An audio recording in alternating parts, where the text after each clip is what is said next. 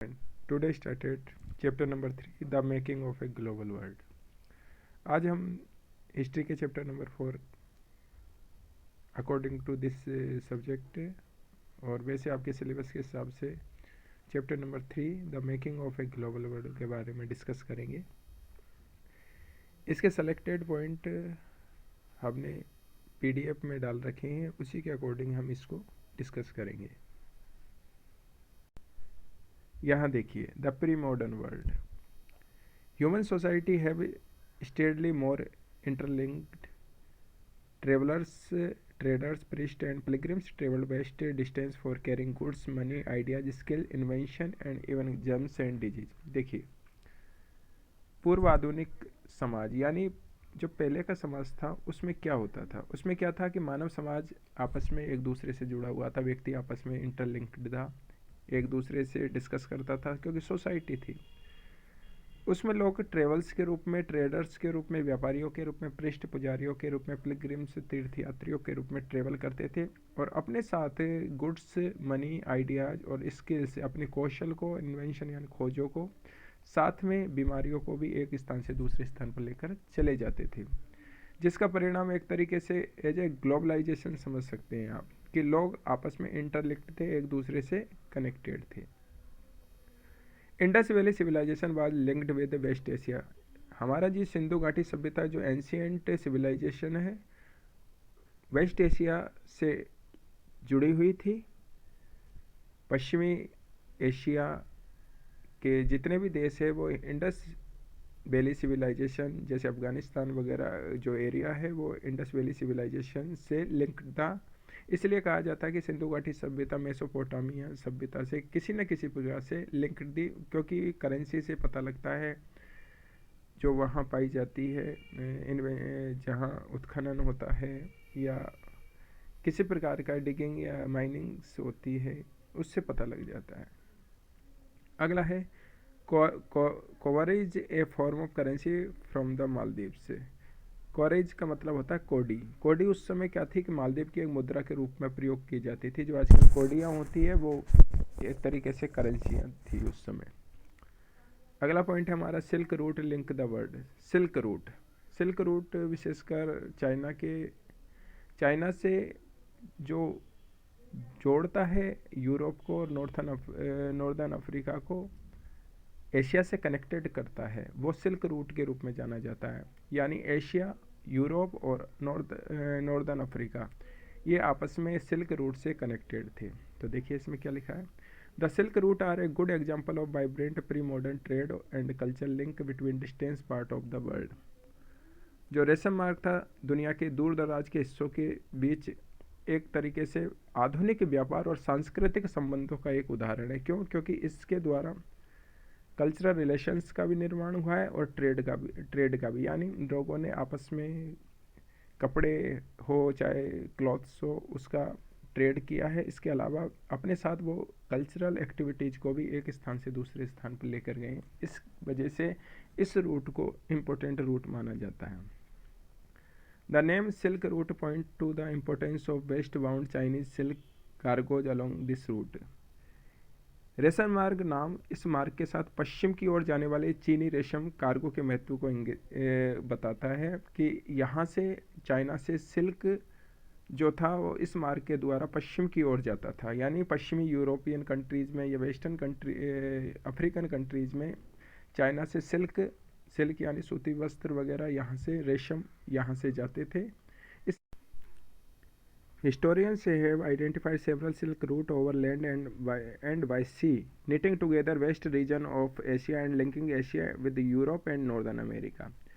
इतिहासकारों ने कई रेशम मार्गों की पहचान की है, जमीन पर चाहे समुद्र में। ये ऐसे रेशम मार्ग थे जो एशिया के विशाल क्षेत्र, एशिया के अनेक देशों को एशिया, यूरोप से एवं उत्तरी अफ्रीका से एक दूसरे के साथ नीटिंग यानी जोड़ते थे। इसलिए माना जाता है कि जो ये रेशम मार्ग थे, सिल्क रूट थे, ये एशिया, अफ्रीका और यूरोप को आपस में कनेक्टेड किए हुए थे।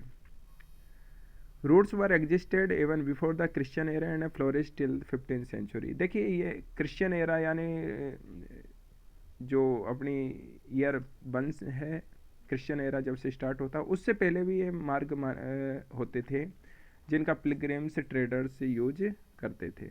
लेकिन 15th सेंचुरी के आते आते इसकी डिमांड इतनी हो गई कि लोग इन मार्गों का सबसे ज़्यादा मैक्सिमम यूजेज करने लग गए। Chinese pottery also travelled the same route. Chinese pottery यानी चाइना से जो मिट्टी के बर्तन आते थे वो इसी मार्ग से आते थे। भारत और India sorry as did textile and spices from India and South East Asia. और भारत से spices textile South East Asia को जाते थे और वहाँ से कुछ चीज़ें आती थी।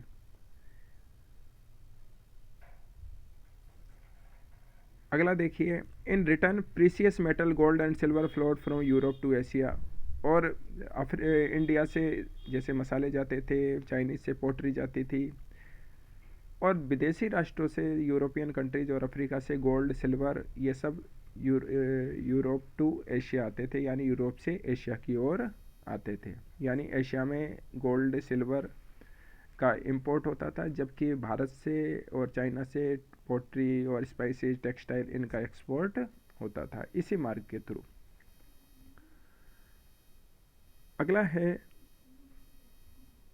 The Buddhist preachers, Christian missionaries and later of Muslim preachers use to travel by route. जो बौद्ध प्रचारक हैं, चाहे ईसाई मिशनरीज के जो प्रचारक हैं, जो अपने धर्म का प्रचार करते थे, religious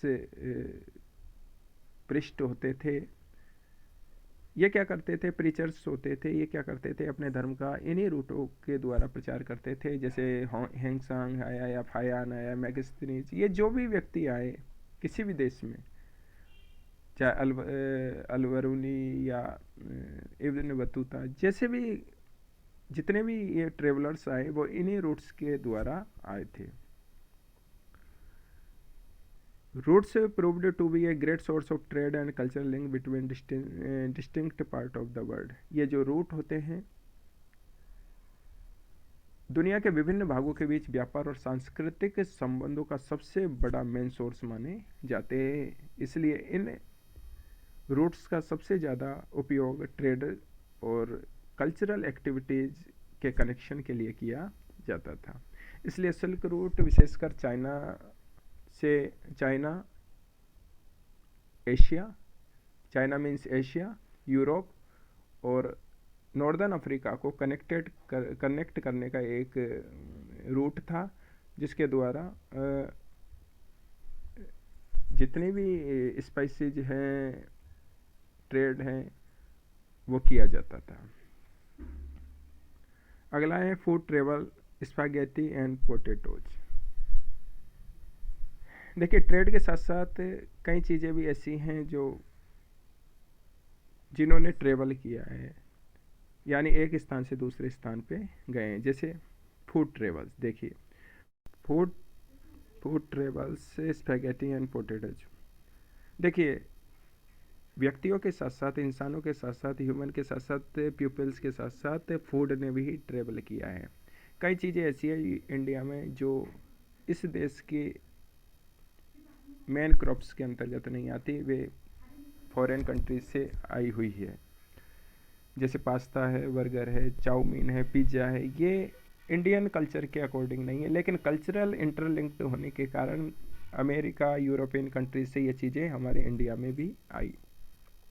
food offers many example of long distance cultural exchange, new crops were introduce by traders and travellers. Food offers, देखिए ये क्या कहता है कि भोजन ने क्या किया, लंबी दूरी को तय किया, इसने क्या किया, कल्चरल एक्सचेंज यानी सांस्कृतिक संबंधों को बढ़ावा दिया है। New crops were introduce by traders and travel, जब ट्रेडर्स और ट्रेवलर्स आए तो इन्होंने न्यू क्रॉप्स को यहाँ इंट्रोड्यूस किया और बताया कि ये न्यू क्रॉप्स है जो यूरोपियन कंट्रीज या अफ्रीकन कंट्रीज या अन्य किसी भी देश में पैदा होती है। उसको देखकर इंडियंस ने भी उसको ग्रो करना शुरू किया। जैसे आगे ready food stuff such as noodles travel west from China to become spaghetti. ये नूडल्स जैसे रेडी फूड स्टफ है, वो चाइना से पश्चिम की ओर गए और वहाँ आज इसको ये जंक फूड के रूप में सबसे पॉपुलर माने जाते हैं noodles. Arab traders took pasta to 5th century Sicily and island now in Italy. अरब व्यापारी पास्ता को 5वीं शताब्दी के दौरान सिसिली, जो हमने फ्रेंच रेवोल्यूशन के दौरान पढ़ा था, लेके गए, जो आजकल इटली का एक द्वीप है। जब इटली का यूनिफिकेशन हुआ था, उसमें हमने इटली के यूनिफिकेशन में सिसिली टू सिसिली पढ़ा था, उसमें सिसिली में ले जाने का श्रेय पास्ता को अरब ट्रेडर्स का है। Similar food were also noun in India and Japan. ऐसे ही फूड इंडिया और जापान में भी चलते हैं। So the truth about their origin may be never be noun. इसलिए यह कहीं नहीं कहा जा सकता है कि इनकी उत्पत्ति कहाँ हुई है, कैसे हुई है, ये कहाँ से आए, किस देश में। लेकिन यह है कि इनका इंटरलिंक होने के कारण ये चीज़ें एक स्थान से दूसरे स्थान पर पहुँची है और लोग आज उनका यूज कर रहे हैं।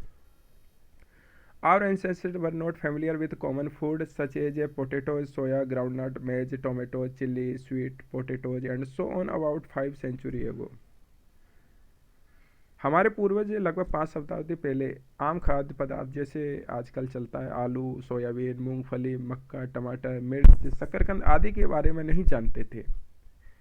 ये चीज़ कैसे जाने? जब अरब ट्रेवलर्स आए, जब यूरोपियन ट्रेवलर्स आए, तो ये अपने साथ इन क्रॉप्स को लेकर आए, इन चीज़ों को लेकर आए, तब हमको पता लगा कि ये भी कोई वेजिटेबल है या कोई क्रॉप्स है। अदरवाइज 5th सेंचुरी तक हमको इनके बारे में कोई पता नहीं था। These food were only introduce in Europe and Asia after Christopher Columbus accidentally discovered the vast continent that would later become known as the Americas. इन खाद्य पदार्थों को केवल यूरोप और एशिया में जाना जाता था। जब क्रिस्टोफर कोलंबस ने गलती से अमेरिका की खोज की, वैसे आना तो वो इंडिया चाहता था, लेकिन गलती से वो अमेरिका पहुंच गया, तो उसने जब अमेरिका की खोज की तब इसके बारे में पता लगा, लोग उसके बारे में जानने लगे। Many of our common foods came from America is originally inhabited. हमारे कुछ कॉमन फूड हैं वह अमेरिकी मूल के हैं। जो अमेरिकन इंडियंस हैं, जो अमेरिका में रहने वाले भारतीय हैं, वो लेकर आए। जब वो किसी समय पर वहाँ लेबर्स के रूप में कार्य करते थे, जब इंडिगो का कल्टीवेशन होता था और यहाँ से लोगों को लेबर बनाकर ले जाया जाता था, तो वे अपने साथ इन फसलों को, इन क्रॉप्स को, इन वेजिटेबल्स को लेकर आए, तब हम उसके बारे में जानने लगे। अगला पॉइंट है हमारा कॉन्क्वेस्ट, डिजीज एंड ट्रेड। देखिए, नेक्स्ट है conquest, disease and trade. Conquest यानी किसी न किस देश के सी रूट की खोज की, विजय हासिल की, बीमारियां किस प्रकार से फैली, ट्रेड किस प्रकार से हुआ, एक स्थान से दूसरे स्थान पर बीमारियां कैसे गई, उसके बारे में हम इस पॉइंट में डिस्कस करेंगे। कि in 16th century after European sailor found a sea route to Asia and America. 16th century में यूरोपीय जो सेलर्स थे, नाविक थे, उन्होंने एशिया और अमेरिका के लिए एक समुद्री मार्ग की खोज की। The Indian sub continent had been known for bustling trade with good people, custom and knowledge. It was a crucial point in their trade network. देखिए, भारतीय उपमहाद्वीप जो था माल यानी सामान, लोगों, रीति रिवाजों और ज्ञान के साथ वहाँ की संस्कृति के लिए जाना जाता था। इंडियन सब कॉन्टिनेंट, भारतीय उपमहाद्वीप को इसलिए जाना जाता था क्योंकि वहाँ स्पाइसेस थे, पीपल्स, लोगों का आना जाना था। लोग ट्रेडर्स के रूप में एक देश से दूसरे देश में जाते थे, सांस्कृतिक कस्टम से जाते थे, नॉलेज यहाँ एक से एक स्कॉलर्स हुए, विद्वान हुए। It was a crucial point in their trade network. इसलिए यह स्थान उनके लिए ट्रेड नेटवर्क के लिए सबसे महत्वपूर्ण स्थान था। After the discovery of America की जब खोज हुई, उसके बाद its vast land and abundant crops and minerals began to transform trade and lives everywhere. जब अमेरिका की खोज हुई तो इसकी विशाल भूमि और प्रचुर मात्रा में जो फसलें और खनिजों ने क्या किया, वहाँ के लोगों के लाइवलीहुड यानी आजीविका और उसकी लाइफ स्टाइल को बदलना शुरू कर दिया। अब लोग वहाँ फसल उत्पादन करने लगे, प्रोडक्शन करने लगे, क्रॉप्स प्रोडक्शन करने लगे, टेक्नोलॉजी का यूज करके मिनरल्स को निकालने लगे, मिनरल्स रिसोर्सेज का यूज करने लगे। Precious metal particularly silver from mines located in Peru and Mexico enhanced Europe wealth and financed its trade with Asia। अब इसी के साथ क्या हुआ कि कीमती धातु जैसे सिल्वर, गोल्ड वगैरह जो भी है, विशेष रूप से पेरू और मेक्सिको की खानों में निकलती थी, और यही चांदी निकलती थी जिसने यूरोप को वेल्दी बनाया। क्यों? क्योंकि यूरोप का जब कॉलोनाइजेशन था, तो कॉलोनाइजेशन के दौरान यूरोपियन कंट्रीज़ ने पेरू और मेक्सिको जैसी खानों का एक तरीके से मैक्सिमम यूजेज किया और अपनी वेल्थ को बढ़ाया। नेक्स्ट देखिए, legends spread in 17th century Europe about South America fabled wealth. 17वीं सदी के यूरोप में दक्षिण अमेरिका की जो संपत्ति थी वो काफ़ी बहुत बड़े एरिया में फैली हुई थी। कौन सी वाली? 17th सेंचुरी में यूरोप का साउथ अमेरिका में सबसे ज़्यादा कॉलोनाइजेशन था। Many expeditions set off in search of El Dorado the fabled city of the gold. उस समय में दक्षिण अमेरिका का ये जगह एल डोरेडो, क्या नाम है? एल डोरेडो। उस समय सोने के लिए सबसे मेन सिटी के रूप में था, सबसे पॉपुलर सिटी था, इसलिए इसको अंडरलाइन कर लेना। El Dorado is the fabled city of the gold. ये क्वेश्चन इंपॉर्टेंट है, एग्जाम में आ सकता है। The Portuguese and Spanish conquest and colonisation of America was underway. उस समय पुर्तगीज और स्पेनिश थे, वे दूसरे देशों में जाकर विजय प्राप्त कर रहे थे और